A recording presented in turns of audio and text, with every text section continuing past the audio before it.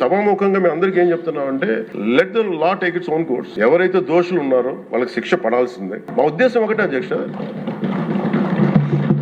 Problem ఎక్కడ ఉంది అంటే ఇందులో మనందరం కూడా ఇందాక మన గౌరవ సభ్యులు మాట్లాడతా, నెల్లూరుకు సంబంధించి సోమిరెడ్డి గారు మాట్లాడతా, దర్గా కానీ మన కసుమూరు దర్గా గురించి వీటన్నిటి మాట్లాడుతూ ఉంటే బేసిక్ గా నేను కూడా నెల్లూరులో పెరిగాను కాబట్టి నేను అర్థం చేసుకోగలను. అది ఎక్కడా కూడా వేరే మతాలను కించపరచడం అనేది తెలియదు అది ఈ దేశం. అందుకే ఈ దేశం ఇలా ఉండేది కాదు. అలాంటి దేశం సాంప్రదాయాలని వీళ్ళు కూర్చోబెట్టి కల్తీ జరిగిందంటే వెరీ సింపుల్ గా ఏం చేయాలి, అడల్ట్రేషన్ జరిగింది, మేము కూర్చోబెట్టి దీన్ని కరెక్ట్ చేసుకుని మీరు కరెక్ట్ చేయండి, మేము మీకు మద్దతు ఇస్తాం, ఇంతే చెప్పాలి. అంతేగాని దాన్ని వెనకేసి వస్తున్నారు అంటే ఒకటి క్లియర్ కట్ రిపోర్ట్ ఉంది, అందులో నెయ్యి లేదనేది, అందులో రసాయనాలు ఉన్నాయని క్లియర్ కట్ చెప్పింది. ఈ రసాయనాల్లో ఏమున్నాయి అనేది అది పెరుమాళ్ గారికి ఆయన కూర్చొని చేయాలి. ఒక రిపోర్ట్ ఏమో మాకు ఎన్డీడీబీ రిపోర్ట్ ఏమో దాంట్లో ఖచ్చితంగా ఈ జంతువు సంబంధించిన అవశేషాలు ఉన్నాయి అనేది చాలా స్పష్టంగా చెప్పారు. అది ప్రాపర్ ఆథరైజ్డ్ బోర్డు. కొన్ని వీళ్ళేమో కూర్చొని అది కూడా మాట్లాడలేదు. Very clear cut as on today special మన సిబిఐ ఇచ్చిన మన చార్జ్ షీట్ ప్రకారం ఆ నెయ్యి కాదు, ఇది పామ్ ఆయిల్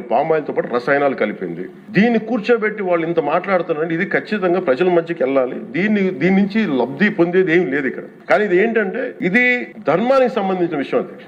ఇదే ఇష్యూ కనుక, ఇదే సమస్య కనుక ఏ ఒక్క మతానికి జరుగుంటే, హిందూ ధర్మానికి కాకుండా, వెంకటేశ్వర స్వామి వారికి కాకుండా ఇంకెవరికి జరిగినా కానీ ఈ దేశం గగ్గులైపోయి ప్రపంచం అంతా గగ్గులు పెట్టేసేవాడు. సమస్య ఏముందంటే ఇది మన ప్రతి ఒక్క హిందూ కూడా ఆలోచించాల్సింది. ఎందుకంటే ప్రతి హిందూకి బై నేచర్, మా ఇంట్లో కానీ ఎవరు ఇందాక మన సోమిరెడ్డి గారు చెప్పినట్టుగా మీరు దర్గాకి ఏదంతా చూస్తే మేము దర్గాలు కదా, చిన్నప్పుడు మేము స్కూల్లో ఉన్నప్పుడు రొట్టెలు పండుగ దర్గా పెట్టి వెళ్ళి మేము కూర్చోబెట్టి అక్కడ ఇర్రెస్పెక్ట్ హిందూస్ ఇది ముస్లిం ఫెయిత్ అనుకోకుండా వెళ్ళి కూర్చోబెట్టి అందరూ గౌరవించి దాన్ని ఈ రోజుకి వెళ్తారు హిందువులందరూ. సో ఈ దేశ మూల సంస్కృతి మన ఇస్లాంని గౌరవించేది, క్రిస్టియానిటీని గౌరవించేది, సకల మతాల్ని గౌరవించేది.